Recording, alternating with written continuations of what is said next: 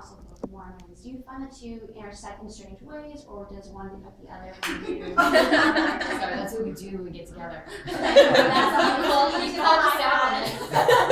Well, I mean, we came together Shannon and I had met partially because we were LDS, because she figured that, we have a lot in common. Like, she contacted me first and said, hey, congrats, and we're both Mormon moms for writing, and so that's how we kind of got to be friends. And then Shannon was introduced through friends, so it was kind of that Mormon community that brought us together.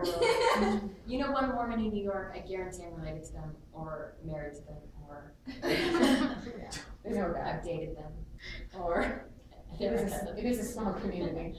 And so that's kind of how we got together. I don't know that it informed much. I don't know, it's hard to say because it's so much a part of who I am, that's the filter that I see everything through. So I don't know, I don't feel like we're like super exactly the same in any way.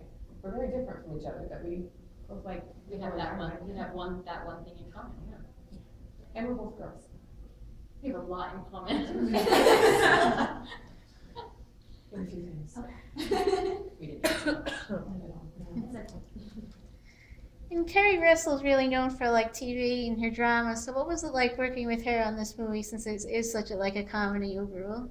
Well, I think I've loved her from everything that she's done. Honey, I Blew Up the Kid,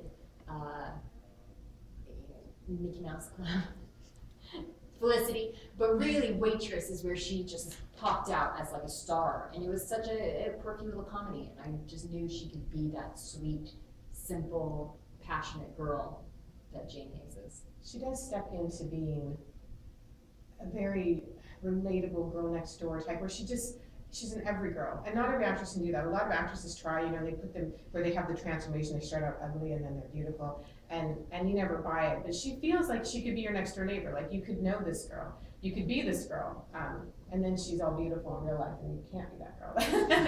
But she just feels so normal. And then she's oddly normal in person too, so I guess it all fits. How do you feel that the advancement of modern technology is affecting the quality of human relationships? Technology is advancing, but do you think mankind is advancing? No, are you kidding me? We have the lowest EQ. We just can't. I get scared for my children and this world, and not being able to speak like this. We're gonna figure it out. We'll figure it out. We'll maybe we'll get a little. Or it'll be like Wall-E. Running chairs and stopping screens. Could happen. Maybe. Who knows? I don't know how that relates to this movie, but I think in a general way that it makes me nervous that people need constant reaffirmation that they're cool. What do you think of what I'm wearing? What do you think of what I said? Stephenie, did you believe in fairy tales when you were a young girl? Do you still believe in them? I mean, what's your sort of take on them? I never really believed in things that way. I mean, my mom raised us to not even believe in Santa Claus. Like she wasn't one for, I know, it's like, Santa Claus is a lovely idea, but Mom and Dad bring the presents. Like, I don't remember ever believing in Santa Claus. And so I was always aware of the reality, and I think that's kind of why I escaped it, where I wanted to believe in a place where it wasn't always going to be reality. And I love fairy tales, but I never actually believed any of them, if that was the right answer to your question. I'm not sure if I went out the wrong direction. Do you believe in true love conquering all now, or should women? No, I think look that's a for fantasy. Yeah. I think that in my novels, the eternal love that never changes is as much a fantasy as the vampirism.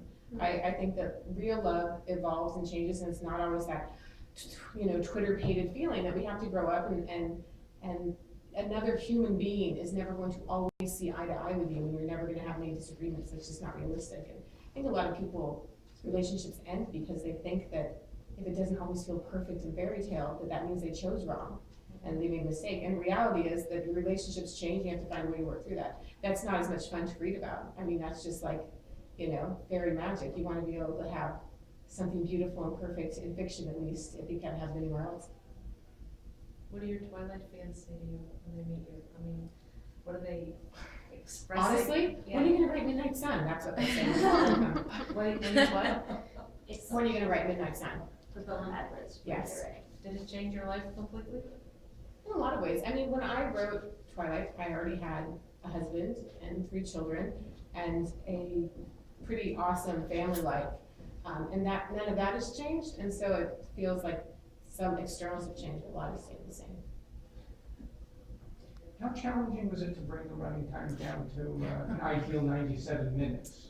Well, this is where our Mormonism is the only thing in common, because Stephenie writes novels that are very long and I make movies that are very short. And so I could cut it and cut it and cut it and kept cutting till it was nothing.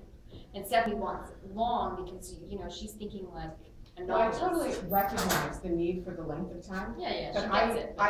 did I cry more over losing scenes? Is Yeah, that, it hurts losing, especially because I've never had the experience of working on a comedy before. And so we had our precious little jokes that we had in our serious movies and we would never touch them. We had so many good, funny things. Yeah, And too just much. Too much, but it was all really good, and it was only cut for time and for no other reason. It just felt awful. I keep dreaming of the 4-hour version that someday we can cut together. It will. How was that transition? The transition to comedy? Yeah. Awesome. I mean, if I have to do a night shoot again on a serious movie, I'm gonna die. It's so much more fun when you're laughing all night long. I mean, we were laughing every day. Not as much fun for the actors, because they were making the jokes, and probably not as much fun for Jerusha. She wasn't sitting back in the little producer video village where we were just watching the monitors and laughing our butts off all day. It's a pretty good gig if you can get it. And Stephenie was so like, also just like the author who was really generous in writing, Stephenie was a very generous producer on set, where it's just like support and love and this is funny, and when she needed to fight a battle, she did. And otherwise, I was in my little bubble, just like laughing with whoever it was in front of me.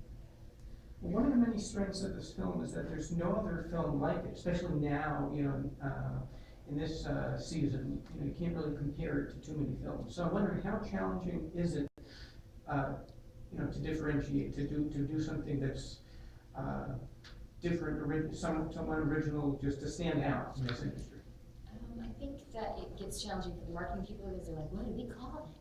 What is this? Is it a raunchy girl comedy? Is it a body blazing saddles? Is it a rom-com? No, those are dead. Let's not call it that. So I think I think in the fact that it doesn't fit in a box, people are more excited about it. So what are you working on next, if I may ask? Projects, films, scripts, books? The most pressing thing is I'm producing Down a Dark Hall by Lois Duncan, something I grew up with. Very different. We will not be laughing. If we're laughing on something, we're doing something really wrong. So it won't be as much fun for sure. My husband and I are writing a little project that he's going to direct, hopefully in the fall. And there's some little mega churches in it. And I'm just waiting to see. I adopted 2 babies this year, so I just got my hands full. They're so cute.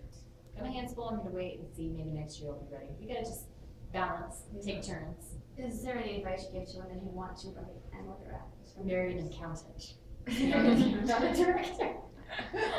That's true. My husband has zero creativity in his body, and while he doesn't then compete, like, you know, if Mike has to take a turn with the creative time, he also doesn't understand any of it. Like, if you cannot add it up and have it reach the same sum every time, he does not get it. So that's a challenge too, to try and explain what I'm doing is real and valid, and it's not make-believe, and it's difficult for him to process that. Sorry, but that wasn't really good advice to those young girls trying to create.